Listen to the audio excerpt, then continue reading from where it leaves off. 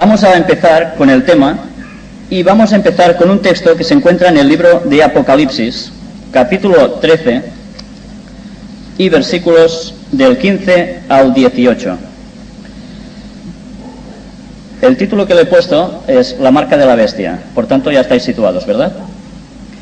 El texto dice: y se le permitió infundir aliento a la imagen de la bestia, para que la imagen hablase e hiciese matar a todo el que no la adorase, y hacía que a todos, pequeños y grandes, ricos y pobres, libres y esclavos, se les pusiese una marca en la mano derecha o en la frente, y que ninguno pudiese comprar ni vender, sino el que tuviese la marca o el nombre de la bestia o el número de su nombre. Aquí hay sabiduría. El que tiene entendimiento cuente el número de la bestia, pues es número de hombre, y su número es 666.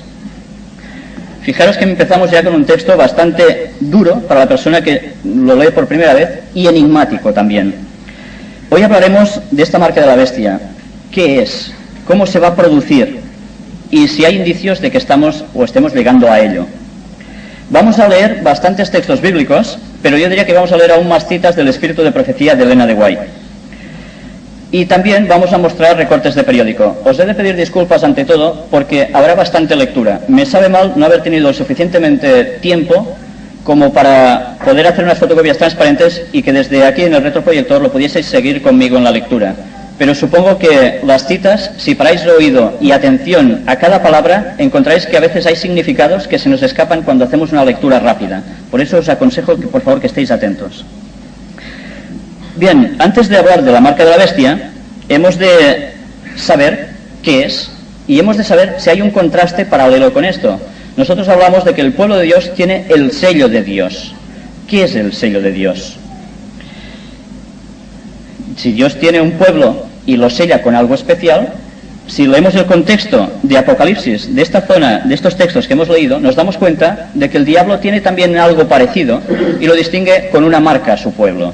Vamos a entrar un poco en detalles de todo esto.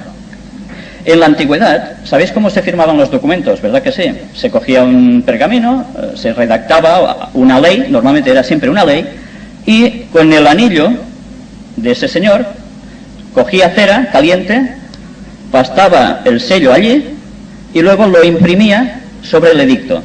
Y así sellaba un documento dándole plena validez. Normalmente, y es casi siempre así, el sello y ley va siempre unido. Es muy difícil desasociar estas cosas. Y en un sello se encontraban tres cosas distintivas: el nombre o el título descriptivo de la persona o poder que hacía servir ese sello, el territorio que abarcaba y, por si fuera poco, el derecho a gobernar. ¿Dónde encontramos este sello en la ley de Dios? ¿Está en algún sitio? Buscad conmigo en vuestras Biblias Éxodo capítulo 20 y versículos del 8 al 11. Fijaros que hemos dicho que un sello siempre va asociado a la ley. Por tanto, solo podemos buscarlo en la ley de Dios, este sello. ¿Y en qué mandamiento va a aparecer? Acuérdate del día de reposo, sábado, para santificarlo. 6 días trabajarás y harás toda tu obra, mas el 7º día es reposo para Jehová tu Dios. No hagas en él obra alguna, tú, ni tu hijo, ni tu hija, ni tu siervo, ni tu criada, ni tu bestia, ni tu extranjero que está dentro de tus puertas. Porque en 6 días hizo Jehová los cielos y la tierra, el mar y todas las cosas que en ellos hay, y reposó en el 7º día. Por tanto, Jehová bendijo el día de reposo y lo santificó.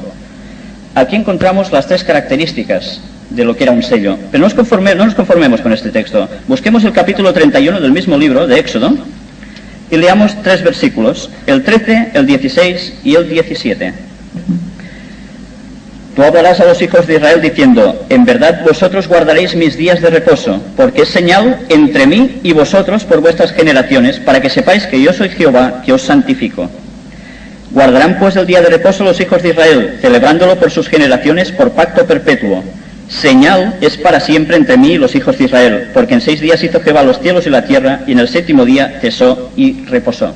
Fijaros como aquí dice claramente que la señal para su pueblo siempre va a ser santificar ese sábado. Y busquemos un texto más en el libro de Ezequiel, capítulo 20 y versículos 12 y 20. Y les di también mis días de reposo para que fuesen por señal entre mí y ellos, para que supiesen que yo soy Jehová, que los santifico. Y santificad mis días de reposo, y sean por señal entre mí y vosotros, para que sepáis que yo soy Jehová, vuestro Dios. Más clara la Biblia no puede ser. La señal para su pueblo, ¿cuál era sino el sábado? Es indiscutible. Pero, ¿dónde se recibe esa señal en el pueblo de Dios? Vamos a buscar dos textos. Volvamos al libro de Apocalipsis, capítulo 14, y leamos el versículo 1. Después miré, y aquí el Cordero estaba en pie sobre el monte de Sión, y con él 144.000 que tenían el nombre de él y el de su padre escrito en la frente. Aquí nos dice el nombre. ¿Varía el nombre del sello de Dios? Busquemos Hebreos 8:10 y ahora entenderemos por qué aquí dice el nombre. Hebreos capítulo 8, versículo 10. Por lo cual, este es el pacto que haré con la casa de Israel. Después de aquellos días, dice el Señor, pondré mis leyes en la mente de ellos y sobre su corazón las escribiré. Y seré a ellos por Dios y ellos me serán a mí por pueblo. Por tanto, además, este pueblo suyo debe reflejar su carácter, porque lleva su ley, ¿dónde? Escrita en su corazón. Voy a leeros una cita del Espíritu de Profecía, manuscrito 34 de 1897. El sábado es el tema que probará a todos. Es la línea de demarcación entre los leales y fieles y los desleales y transgresores.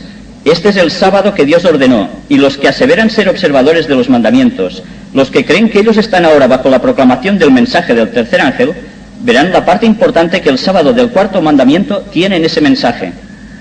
Es el sello del Dios vivo.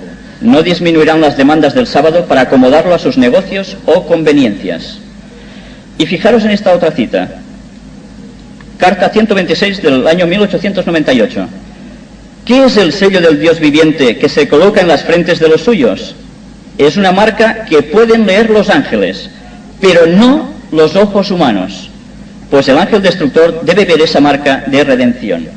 Fijémonos como aquí nos dice claramente, en los textos que hemos leído, que el sello de Dios es el sábado, y que dicho sello no es visible al ojo humano. Debe ser obviamente la marca de la bestia un sustituto implantado contra el sábado, si ese poder iba a hacer un falso día de reposo y de adoración, que precisamente no iba a ser instaurado por Dios, sino por Satán. ¿Qué día se ha impuesto en la cristiandad desde los tiempos de sus inicios? ¿Ha sido el sábado? Eso fue justo después de irse Jesús al cielo, pero poco tiempo después enseguida cambió. ¿Qué día se ha impuesto? El domingo, ¿verdad? Todos los cristianos guardan el domingo. En cambio, yo no he encontrado ningún texto bíblico que verifique que eso deba ser así. Si leemos el contexto de este capítulo, nos damos cuenta de que nos habla de dos bestias. Nuestra Iglesia, desde sus primeros tiempos, ha determinado claramente quién eran estas dos bestias. Una era Estados Unidos y la otra iba a ser la Iglesia popular. Por falta de tiempo no entraremos en más detalles para ampliar esto. Si queréis más detalles, algunos ya lo sabéis y otros, venid a las conferencias. Fijaros cómo advierte el Espíritu de Profecía de cómo va a desenvolverse todo al fin de los tiempos. No perdáis atención a estas citas. La primera se encuentra en Joyas de los Testimonios, tomo 2, página 318 y 319. Cuando nuestra nación, está hablando de Estados Unidos, que era su nación, de Elena White, abjure de tal manera los principios de su gobierno que promulgue una ley dominical, en este acto el protestantismo dará la mano al papismo. Ya vemos algo raro. Estados Unidos va a dejar un espacio en el cual aparece una ley a favor del domingo. Pero eso, sabéis, no solo será en Norteamérica. A veces se nos ha intentado hacer creer que el problema del domingo va a ser una cuestión allí. Aquí esto no nos va a llegar, ya lo hemos pasado en otros tiempos, en Europa, en España concretamente. ¿Eso es realmente así? El Espíritu de Profecía no dice eso en absoluto. Fijaros. El conflicto de los siglos, página 673. El romanismo en el viejo mundo y el protestantismo apóstata en la América del Norte actuarán de la misma manera contra los que honren todos los preceptos divinos. Y en la Carta 90 de 1908 dice: el Señor juzgará de acuerdo con sus obras a los que están tratando de establecer una ley en las naciones, que hará que los hombres violen la ley de Dios. En proporción a su culpa será su castigo. Aquí aparece un detalle un poco más sorprendente. Habrá una ley en las naciones. Cuidado, no está hablando de una ley en Estados Unidos, una ley en las naciones. ¿Cómo puede ejecutarse eso? ¿De qué modo? ¿Qué situación política debe acontecer para que una ley pueda ser impuesta a todo este mundo? Esto lo vamos a ir viendo. Pero ¿tenemos indicios de que esto puede suceder pronto? Vamos a ver primero cómo la Iglesia Católica se infiltra y coaliga con el gobierno de los Estados Unidos de Norteamérica. Un recorte de periódico sacado de La Vanguardia el día 20 de septiembre de este mismo año, el 2002. Según el run run de Josep María Funalleras, dice el cardenal de Los Ángeles, señor Mahony, con motivo de la bendición e inauguración de su nueva catedral: nuestra nueva catedral dará la bienvenida a todas las personas sin importar el estado financiero personal. Solo faltaba eso, que por cuestión económica no pudieses entrar en una iglesia, ¿no? Más adelante continúa, la nueva catedral deberá comunicarse suave pero claramente con los centros gubernamentales y de comercio, con el fin de conectar lo sagrado con lo secular. ¿Qué nos está diciendo aquí?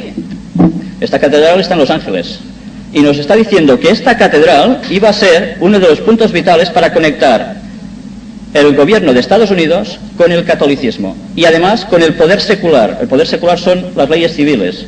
No manda la religión, teóricamente, mandan las leyes civiles, ¿verdad? Pero todo iba a quedar conectado. Y ahora vamos a leer una serie de noticias y vamos a ver cómo la presión empieza a ejercerse desde finales de la década de los 90, tanto en Estados Unidos como en Europa, a través del Papa y de los gobiernos de derecha, que si os habéis fijado, están mandando mucho en Estados Unidos y mucho en Europa. Junio de 1997, reporte de las estaciones de televisión ABC y NBC de los Estados Unidos. El presidente Clinton ha iniciado una legislación para hacer que en el año 1998, el domingo sea el Día Nacional de la Familia, para que los estadounidenses estén más unidos. El presidente también mencionó que los judíos y los adventistas del séptimo día, con otros grupos minoritarios, podrían oponerse a la idea.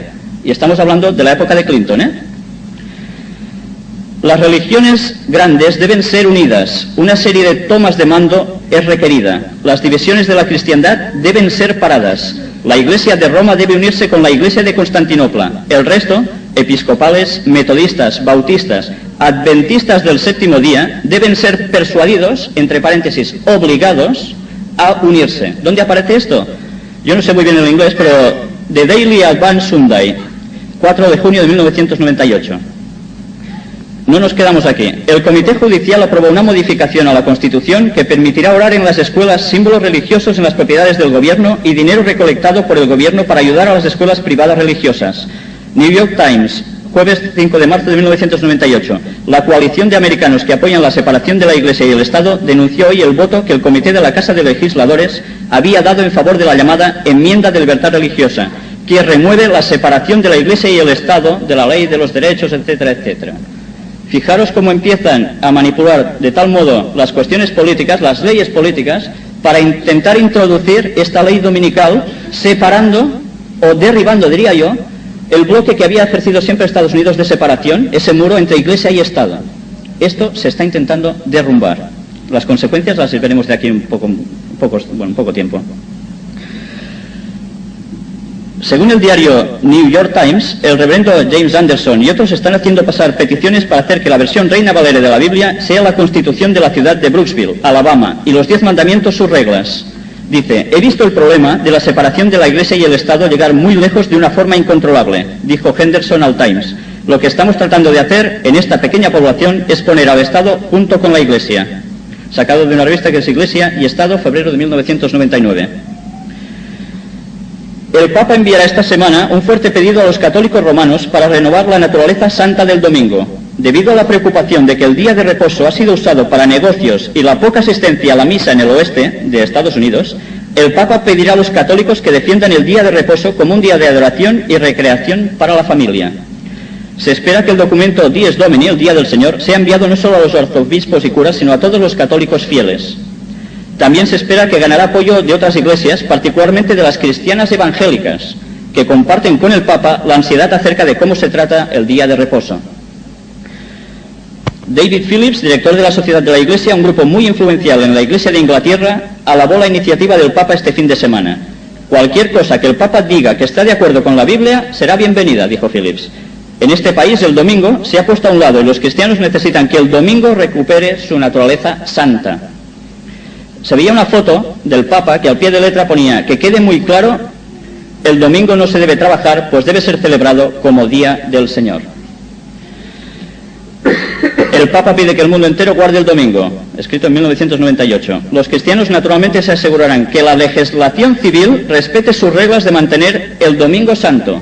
Lo dijo el Papa Juan Pablo II en Dies Domini, agosto del 98. ¿Quién dice que se va a ocupar de que esto funcione? Ellos, sí, pero ¿a través de qué? Como ellos no pueden imponer nada directamente porque no tienen poder civil para hacerlo, van a utilizar el poder civil. ¿Qué sucedió durante el tiempo de la Inquisición? ¿Lo recordáis? ¿No fue exactamente así? Y bueno, y hay más artículos, no quiero leer más artículos de estos, hay muchos más. Al final, todos los que queráis más cosas, yo puedo sacaros copias de esto y daroslo personalmente. Pero eso no son cosas que están sucediendo solo allí. Ver estos favores de la Iglesia en general no solo sucede en Estados Unidos, aquí también. Sábado 24 de noviembre de 2001, en El País, el periódico del País, dice: favores a la Iglesia. Y aquí nos habla de cómo las iglesias católicas van a quedar exentas de según qué pagos y de según qué cosas. Solo ellos, ninguna denominación religiosa más. El País, viernes 26 de octubre de 2001. El PP decide que ninguna entidad de la Iglesia Católica esté sujeta a la ley de asociaciones. La Iglesia Católica es la única organización con nombre propio en la Ley Orgánica del Derecho de la Asociación, aprobada ayer en la Comisión Constitucional del Congreso. La decisión, a propuesta del PP y apoyada por CIU y el PNV, sorprendió a los comisionados porque el proyecto remitido por el Gobierno a las Cortes no preveía dejar fuera de las exigencias de la nueva ley a las asociaciones católicas con personalidad jurídica civil, sino solo a las iglesias, confesiones religiosas y comunidades religiosas. Por tanto, ¿quién se lleva siempre la mejor parte? ¿Quién tiene que ser oficialmente así? La Iglesia Católica. ¿Cómo ha habido este cambio? Sobre la futura Constitución Europea, de la cual se está trabajando ya desde hace un tiempo y que tiene que ser ejecutada ya, puesta en práctica en el año 2004, como bien sabéis, hizo una declaración el presidente de la Generalitat de Cataluña, Jordi Pujol, que coincidió precisamente con Valéry Giscard d'Estaing, todos sabéis quién había sido en Francia, y que está destinado a ser, según han dicho ya, el primer presidente de esta Constitución Europea. Y los dos coincidieron en decir exactamente lo mismo. En esta Constitución Europea se debe ver reflejado claramente que Europa es cristiana, porque desde sus inicios y sus bases ha sido así. ¿Hace falta ley para decir que Europa es cristiana? ¿Por qué? Empiezan por aquí. Y ahora vamos a ver cómo de forma sutil van apareciendo breves noticias en los periódicos que van preparando a la opinión pública para ese domingo futuro que nos espera. Sábado 13 de julio del 2002, el periódico: un 10% de europeos trabajan en domingo. Y aquí nos cita dónde se trabaja más, que son las mujeres, en sectores como la hostelería, etcétera, en Dinamarca, Holanda, Suecia, y que en España donde más trabajan son los hombres. ¿Y por qué sacan ahora esto? ¿Qué importa quién trabaja en domingo y quién no? ¿Y qué excusas pondrán para ir aplicando las leyes dominicales que irán en detrimento de los que guardan el sábado? Fijaros cómo Elena White lo describe en El conflicto de los siglos, página 644. Esa misma clase de gente asegura que la corrupción que se va generalizando más y más debe achacarse en gran parte a la violación del así llamado Día del Señor, domingo, y que si se hiciese obligatoria la observancia de este día, mejoraría en gran manera la moralidad social. La moralidad social. Por tanto, ¿cómo se va a imponer el domingo? A través de que hay corrupción en la sociedad, y esto no puede quedar así, hay que evitarlo.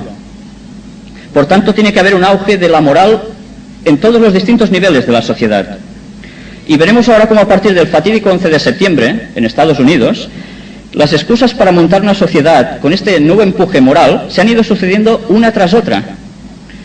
Si recordáis, bueno, tengo un artículo aquí del periódico, 13 de julio del 2002, avanza la reforma contable en Estados Unidos. Si os habéis fijado, se han destapado de golpe, porque sí, montones de empresas que están defraudando totalmente al gobierno de Estados Unidos, a los inversores, y ahora han sacado leyes morales, atención, morales, para que esto no pueda ir sucediendo más.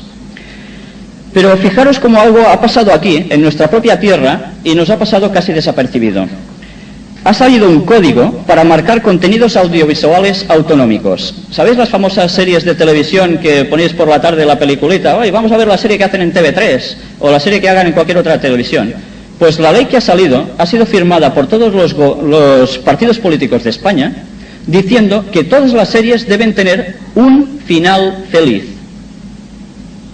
¿Por qué?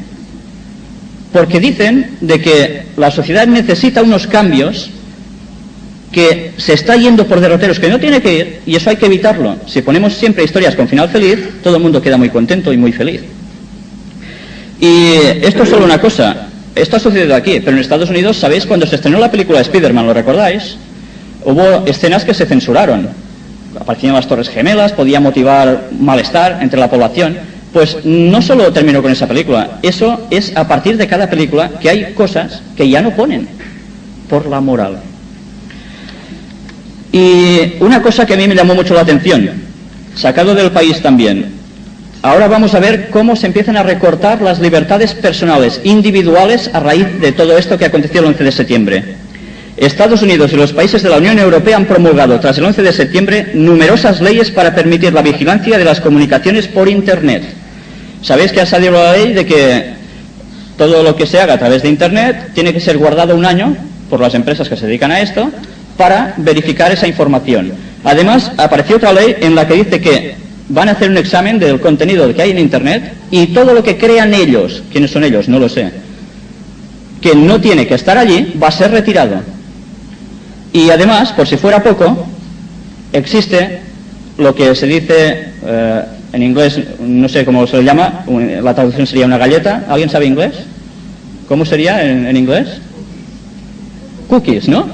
Pues esas cookies que son rastreadores de donde uno va en Internet buscando cualquier página.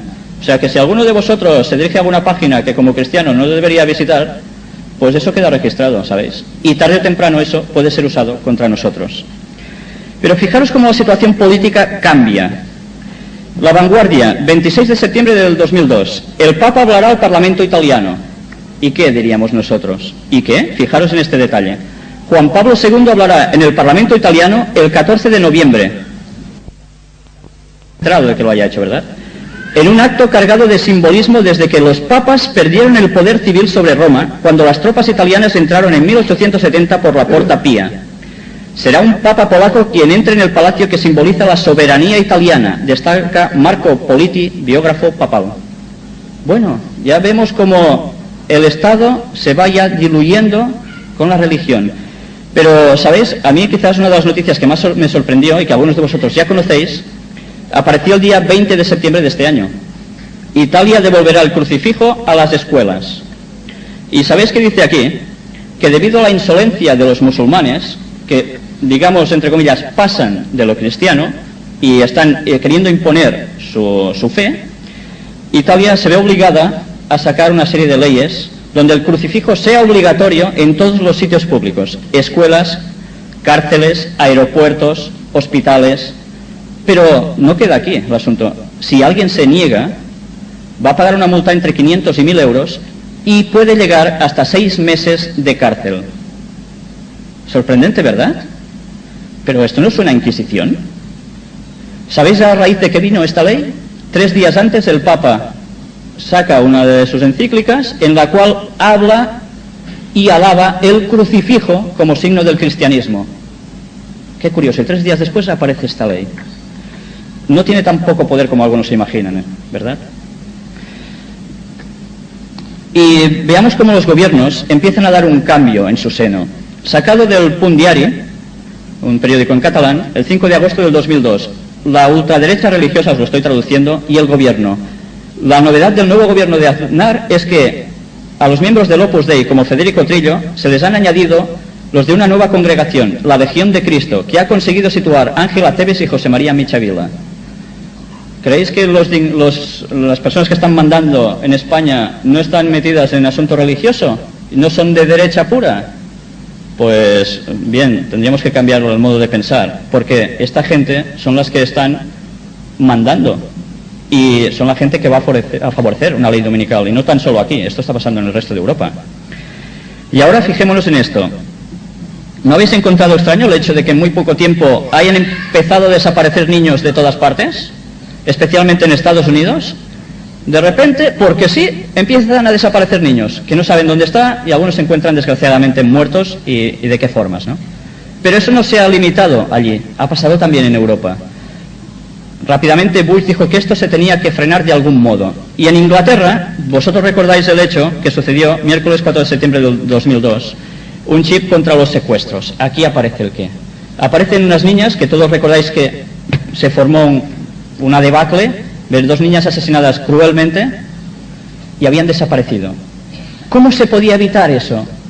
¿Hay alguna forma de saber dónde están nuestros niños las 24 horas del día? Sí, por supuesto. Un chip contra los secuestros. Formidable. Por fin podemos estar seguros. Vayamos donde vayamos, alguien sabrá dónde estamos. Curiosamente, este chip está conectado al satélite y al ordenador personal de cada familia, con lo cual es muy fácil en cualquier momento teclear las teclas de allí y ver dónde está nuestro hijo en cualquier momento. Esto es fantástico, ¿verdad? Qué bien. ¿Sabremos dónde está nuestro hijo? Siempre. Pero, ¿tiene aspectos positivos? Aparte de este, sí, por supuesto. Tienen más aspectos positivos. Un chip implantado bajo la piel contendrá el historial médico de cada paciente, lunes 11 de febrero del 2002. Esto ya está en marcha, ya funciona. Sin ir más lejos, un hijo de nuestra hermana Susiduk lo lleva, se lo implantaron, porque sufre del corazón, tiene problemas. ¿Y esto cómo funciona? Pues allí aparece nuestro historial médico en 5 líneas, más o menos, en los cuales se dice todo lo que nos pasa. Y con un simple aparatito parecido al lector de códigos de barras de cualquier producto de supermercado, se lee automáticamente el historial de esa persona. Es fantástico, ¿verdad? Fijaros cómo todo empezó marcando animalitos domésticos. Los gatos, los perritos, y así, si se perdía, sabíamos dónde estaba, ¿verdad? Con el satélite se encuentran. Yo no sé si esto a vosotros os suena normal. A mí no me gusta esa idea. Vamos a ver por qué. Yo solo os diré una cosa. ¿Recordáis cómo eran marcados los judíos en la Segunda Guerra Mundial por los nazis? Les hacían una señal para distinguir los que eran judíos. Y fueran donde fueran, por si se escapaban del campo de concentración, sabían que eran judíos. Y claro, al tener esa marca, poca gracia les hacía, pobrecito a ellos, ¿no? Lo que les podía acarrear. Pero hemos visto que el pueblo de Dios al último tiempo no va a tener ninguna marca visible. No la va a tener. La van a ver los ángeles de Dios, pero los ojos humanos no. Pero, en cambio, los de la marca de la bestia, las personas que se hayan sometido voluntariamente a seguir a este nuevo orden mundial. El espíritu de profecía nos dice algo respecto a esto. Fijaros en esta cita que se encuentra en Joyas de los Testimonios, tomo 2. La marca de la bestia es exactamente lo que ha sido proclamado. Sabéis, hace un tiempo que en nuestras iglesias se levantan teólogos y demás personas que dicen de que, ¿recordáis lo del 666, el Vicarious Filii Dei, que todos habíamos aprendido, que eso ha quedado desfasado, que eso no es así? Y entre otras cosas, pues el espíritu de profecía, que ya en su tiempo lo estaba anunciando, resulta que le da plena validez a eso. Pero fijaros, no se contenta con decir esto. ¿Qué añade? Fijaros en esto.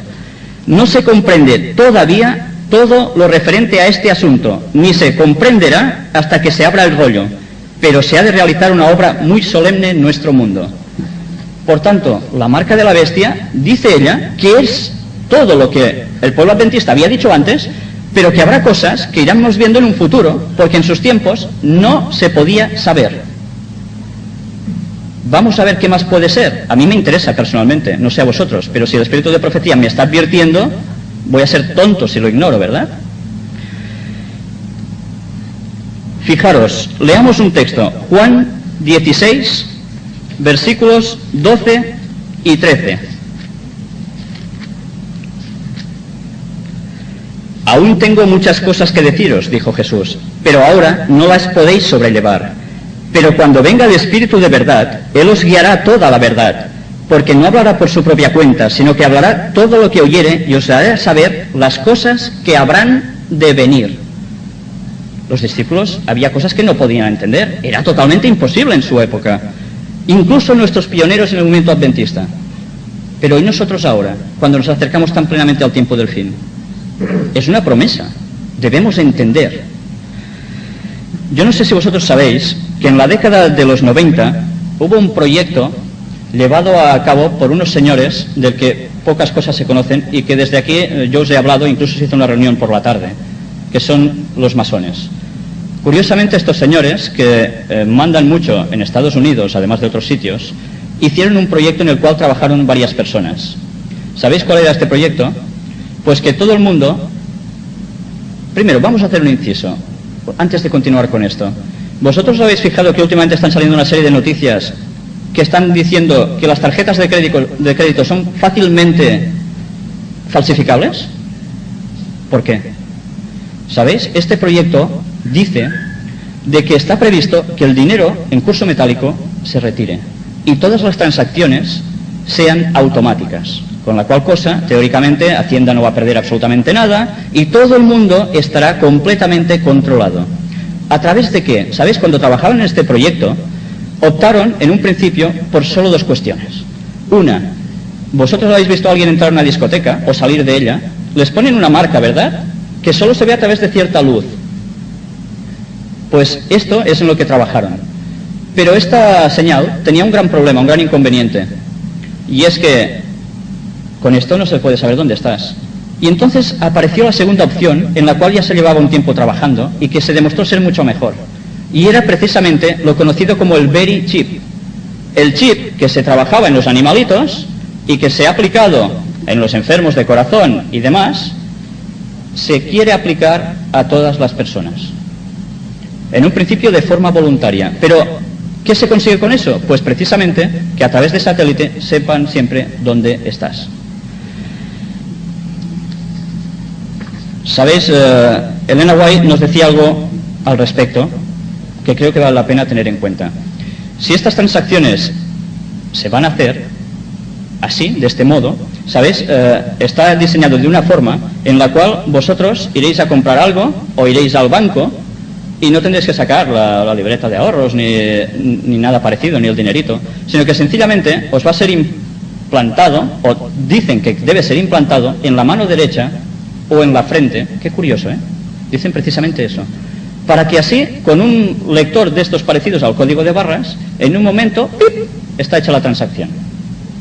Es sorprendente, parece ciencia ficción, pero eso ya se ha implantado en seres humanos.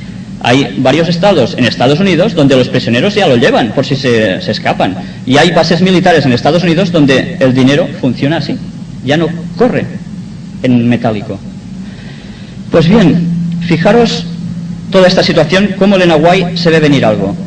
Si nosotros tenemos el dinero acumulado en los bancos, que es lo normal, porque nadie lo suele tener debajo de un tocho, ¿qué puede pasar con esto? Review and Herald, mayo 21 de 1878. Muy pronto la riqueza acumulada no tendrá ningún valor. Cuando se promulgue el decreto que nadie podrá comprar ni vender, excepto los que tengan la marca de la bestia, muchos recursos no tendrán ningún valor. Claro, si no los podrás sacar, si no aceptas una marca así, tú no lo puedes sacar. Deseado de todas las gentes, página 97. En el último gran conflicto de la controversia con Satanás, los que sean leales a Dios se verán privados de todo apoyo terrenal, porque se niegan a violar su ley. En obediencia a las potencias terrenales se les prohibirá comprar o vender. ¿De qué forma sabrán si nosotros somos adventistas y guardamos el sábado o no? O si uno guarda el domingo o no. Eventos de los últimos días, página 152. Se acerca el tiempo en que no podremos vender a ningún precio. Pronto se promulgará el decreto que prohibirá a los hombres comprar o vender si no tienen la marca de la bestia. Hay una obra que debe hacerse todavía, y entonces se les ordenará a los ángeles que los suelten para que los cuatro vientos puedan soplar sobre la tierra. Antes de la última gran conflagración general, de la que vimos en otro culto aquí, de esa gran guerra, algo va a suceder. Buscad Apocalipsis 14 del 9 al 12. Me voy a saltar muchas citas porque el tiempo ya apremia. El texto dice: y el tercer ángel los siguió diciendo a gran voz: si alguno adora a la bestia y a su imagen y recibe la marca en su frente o en su mano, él también beberá del vino de la ira de Dios, que ha sido vaciado puro en el cáliz de su ira, y será atormentado con fuego y azufre delante de los santos ángeles y del Cordero. Y el humo de su tormento sube por los siglos de los siglos, y no tienen reposo de día ni de noche los que adoran a la bestia y a su imagen, ni nadie que reciba la marca de su nombre. Aquí está la paciencia de los santos, los que guardan los mandamientos de Dios y la fe de Jesús. ¿Sabéis por qué este chip se quiere implantar en la mano derecha o en la frente? ¿Por qué no se puede implantar en el pie o en la oreja? ¿Sabéis? Curiosamente, parece ser que el cuerpo humano tiene dos puntos en los cuales la temperatura cambia con prontitud. ¿Sabéis? Este chip funciona con litio, es su batería, por decirlo de algún modo. ¿Y cómo se recarga? Pues precisamente con estas variaciones de temperatura. Y es precisamente en estos dos puntos. ¡Qué casualidad! Mensajes selectos, página 161, tomo 2. Una y otra vez el Señor ha instruido a los miembros de su pueblo a que saquen sus familias de las ciudades y las lleven al campo, donde puedan cultivar sus propias provisiones, porque en el futuro el problema de comprar y vender será muy serio. Cuidado con esto. Hay gente que al leer esto enseguida, pues me voy al campo y lo abandono todo, y luego vienen los chascos, ¿verdad? Ella también habla en otros escritos que si Dios quiere encontraremos el lugar que necesitamos, pero atención, muchos otros tendrán que quedarse en las ciudades hasta el mismo momento del fin, porque su faena estará allí, su faena espiritual. Fijaros en esta otra cita, impresionante, yo creo que es impresionante debido a lo que está sucediendo en el mundo actualmente. Carta 116 de 1896, cuando el poder del hombre dice, yo te calificaré como un perturbador de la paz.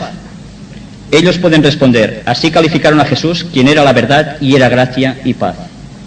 ¿Cómo seremos determinados? Perturbadores de la paz. ¿Por qué? Porque iremos en contra de la situación del mundo. ¿Y qué es un perturbador de la paz? Es algo parecido a un terrorista, ¿verdad? Pues ya veis cómo van las leyes hacia los terroristas.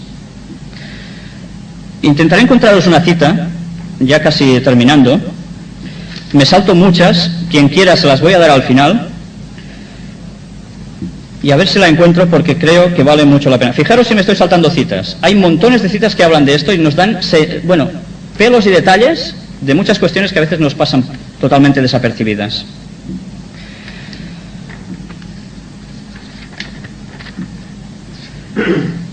Ha sido promulgado por la más alta autoridad terrestre el decreto de que adoren a la bestia y reciban su marca bajo pena de persecución y muerte. Lo que en un principio va a empezar como una cosa casi sin trascendencia, se va a ir complicando. Y fijaros en esta cita, que creo que no tiene nada de desperdicio y que nos da una vislumbre de que si esa marca de la bestia es solo el domingo, de algún modo debe detectarse para saber si una persona guarda el domingo o no. Fijaros, Profetas y Reyes, página 140 y 141. Entre los habitantes de la tierra hay dispersos en todo país quienes no han doblado la rodilla ante Baal. Como las estrellas del cielo, que solo se ven de noche, estos fieles brillarán cuando las tinieblas cubran la tierra y densa oscuridad los pueblos. En la pagana África, en las tierras católicas de Europa y de Sudamérica, en la China, en la India, en las islas del mar y en todos los rincones oscuros de la tierra, Dios tiene en reserva un firmamento de escogidos que brillarán en medio de las tinieblas para demostrar claramente a un mundo apóstata el poder transformador que tiene la obediencia a su ley. Ahora mismo se están revelando en toda nación, entre toda lengua y pueblo, y en la hora de la más profunda apostasía, cuando se esté realizando el supremo esfuerzo de Satanás para que, atención a esto, todos, pequeños y grandes, ricos y pobres, libres y siervos, reciban, so pena de muerte, la señal de lealtad a un falso día de reposo. Reciban la señal de lealtad a ese domingo. Por tanto, el domingo sí es la marca de la bestia, pero una señal debe acreditar quién guarda el domingo y quién no. Por tanto, la idea de que el Very Chip puede ser algo empleado por este gran poder no es una barbaridad. ¿Sabéis por qué hacemos esta predicación? Se había previsto hacer un mes de reavivamiento en la iglesia. ¿Qué quiere decir un reavivamiento? Si hay un reavivamiento, es señal de que la cosa está dormida. La gente estamos dormidos. Los adventistas como pueblo estamos dormidos. Sentimos la necesidad de revitalizarnos, ¿verdad? ¿O no? Si no la sentimos, verdaderamente tenemos un problema. Y este culto estaba destinado a que nos diésemos cuenta de que los acontecimientos que están sucediendo están pasando muy rápidamente a nuestro alrededor y no sabemos dónde meterlos en la profecía, ¿sabéis? Y eso es un gran problema, porque no sabemos en qué tiempo estamos viviendo de la historia, entonces, si no lo hacemos así. Hay muchas otras citas donde el espíritu de profecía nos dice que este problema va a estar en toda la cristiandad, en el mundo occidental. Y nos dice que empecemos a prepararnos ahora. Analicémonos a nosotros mismos. ¿Cómo guardamos el sábado? Esto va a ser la demarcación final entre los que acepten a Dios o no lo acepten. ¿Trabajamos nosotros en las horas que son sabáticas? ¿Prolongamos el tiempo del viernes porque, bueno, si me como unos minutos, unas orillas del sábado no pasa nada? ¿O el sábado voy a trabajar un poco antes porque lo necesito? ¿Creéis que Dios nos puede bendecir así? Si no estamos superando ahora esta prueba, que de hecho es una prueba y dura, las cosas como sean, porque no es fácil adaptarse a veces a esta situación, cuando puede haber escasez, pero allí está nuestra fe en Dios. Los que hemos pasado por estas circunstancias sabemos que Dios no nos ha dejado nunca desamparados, al contrario, hemos visto su mano claramente. Si ahora en una situación de paz, como aún estamos viviendo, empezamos a pasar del sábado de estas formas, o de otras, porque no hace falta que sea trabajando, puede ser de otras cuestiones, ¿qué esperamos ante una situación tan adversa como la que nos dice la Biblia que va a suceder? Entonces estaremos firmes porque sí. Es absurdo pensar eso. O nos preparamos ahora y empezamos ahora, o no podemos esperar un milagro del cual nosotros no pongamos nuestra parte. Había más noticias para daros, pero es igual, podemos hablarlo en cualquier otro momento. Pero fijaros cómo Dios nos dice de que quiere que sepamos, y hay citas de Elena White que no os leo ahora, que quiere que sepamos en qué momento estamos viviendo en la profecía. Y que sepamos aplicar los acontecimientos de nuestro alrededor a la profecía. Esto es importante. Muchas veces decimos, son especulaciones.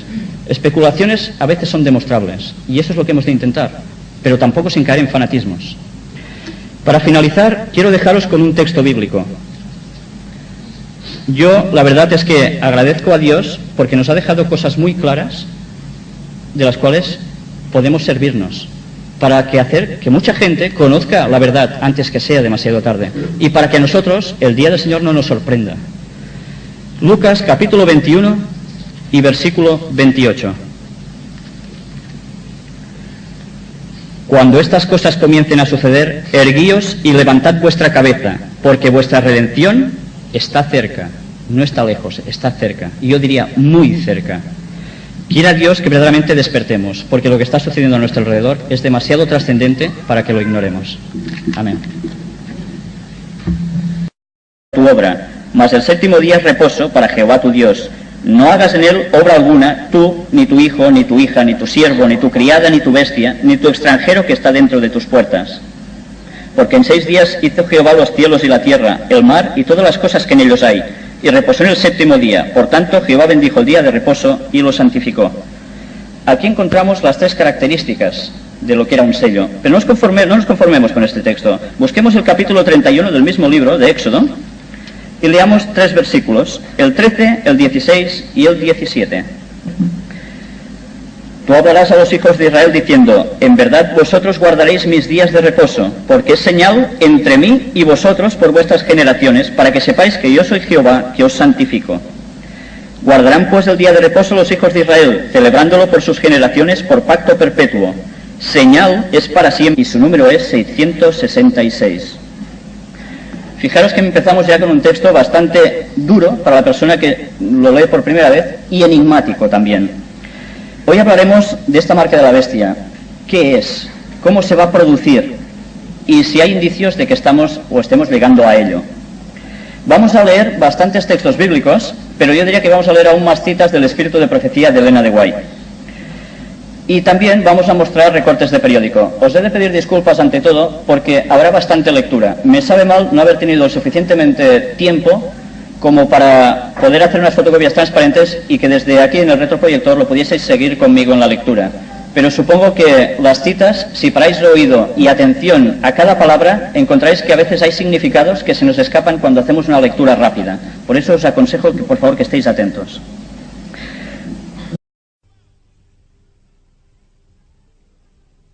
Vamos a empezar con el tema y vamos a empezar con un texto que se encuentra en el libro de Apocalipsis, capítulo 13 y versículos del 15 al 18. El título que le he puesto es La marca de la bestia, por tanto ya estáis situados, ¿verdad? El texto dice, y se le permitió infundir aliento a la imagen de la bestia, para que la imagen hablase e hiciese matar a todo el que no la adorase, y hacía que a todos, pequeños y grandes, ricos y pobres, libres y esclavos, se les pusiese una marca en la mano derecha o en la frente, y que ninguno pudiese comprar ni vender, sino el que tuviese la marca o el nombre de la bestia o el número de su nombre. Aquí hay sabiduría. El que tiene entendimiento cuente el número de la bestia, pues es número de hombre. Normalmente, y es casi siempre así, el sello y ley va siempre unido. Es muy difícil desasociar estas cosas. Y en un sello se encontraban tres cosas distintivas: el nombre o el título descriptivo de la persona o poder que hacía servir ese sello, el territorio que abarcaba y, por si fuera poco, el derecho a gobernar. ¿Dónde encontramos este sello en la ley de Dios? ¿Está en algún sitio? Buscad conmigo en vuestras Biblias Éxodo capítulo 20 y versículos del 8 al 11. Fijaros que hemos dicho que un sello siempre va asociado a la ley.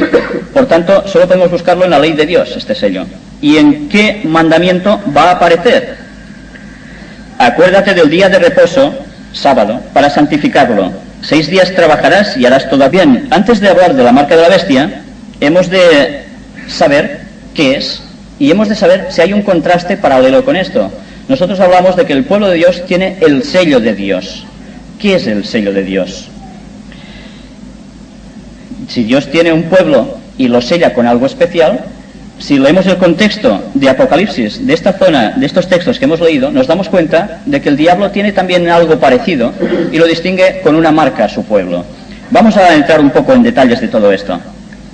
En la antigüedad, ¿sabéis cómo se firmaban los documentos? ¿Verdad que sí? Se cogía un pergamino, se redactaba una ley, normalmente era siempre una ley, y con el anillo de ese señor cogía cera caliente, pastaba el sello allí y luego lo imprimía sobre el edicto. Y así sellaba un documento dándole plena validez.